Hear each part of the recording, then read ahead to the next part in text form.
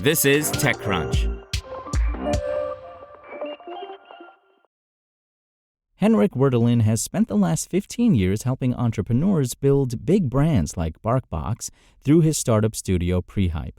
Now, with his new New York-based venture Audos, he's betting that AI can help him scale that process from tens of startups a year to hundreds of thousands of aspiring business owners. The timing certainly feels right.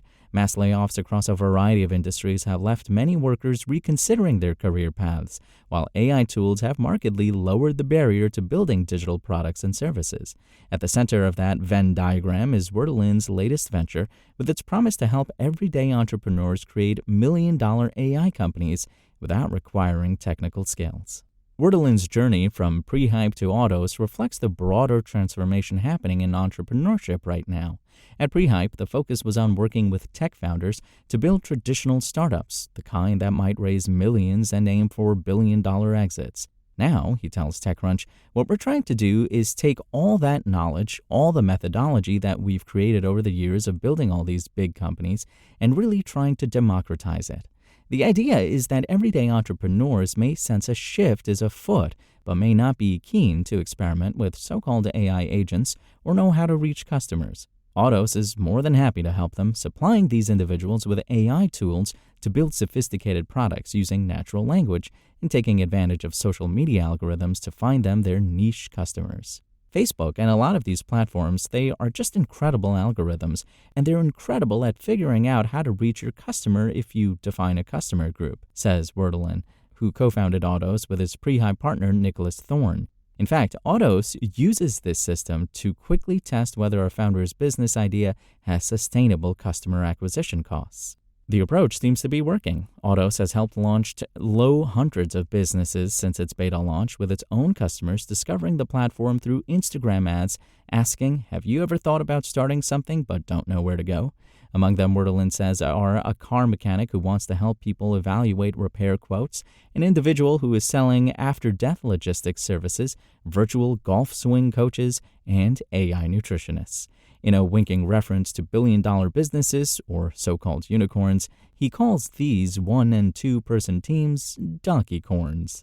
All went through the same process. They clicked on Audos' ad, its AI agent launched the conversation to figure out the problems these individuals want to tackle and who they want to serve, and when it was satisfied with the answers, Audos got them in front of potential customers as fast as possible.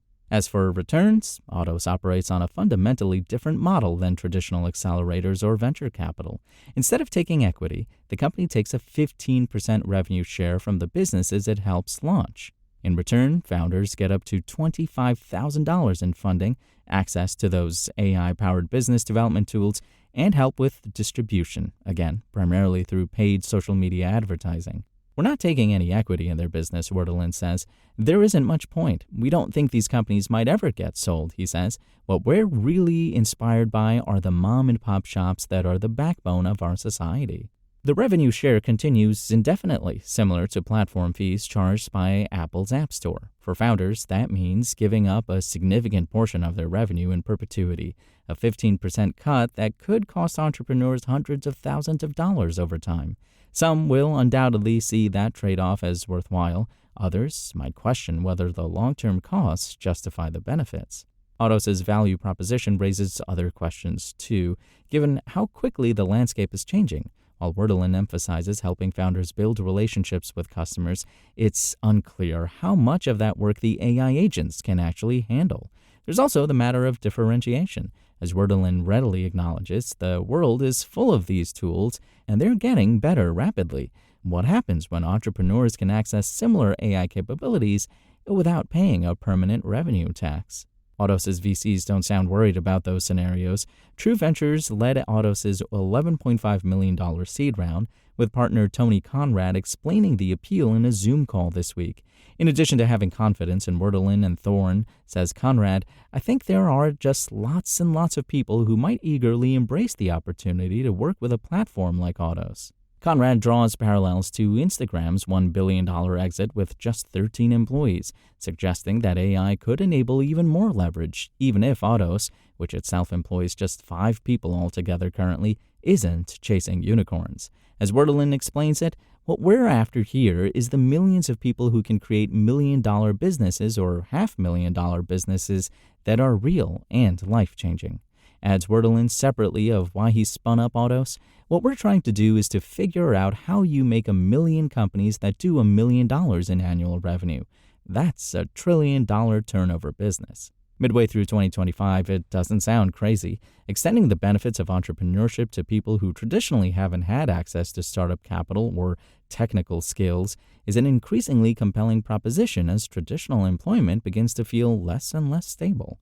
We believe that there should be somebody who goes out and really helps these smaller entrepreneurs that are building something that is not venture backable, says Werdelin. We believe that the world is better with more entrepreneurship. Audos' other investors include Offline Venture and Bungalow Capital, along with numerous high-profile angel investors, Nicholas Zenstrom and Mario Schlosser among them.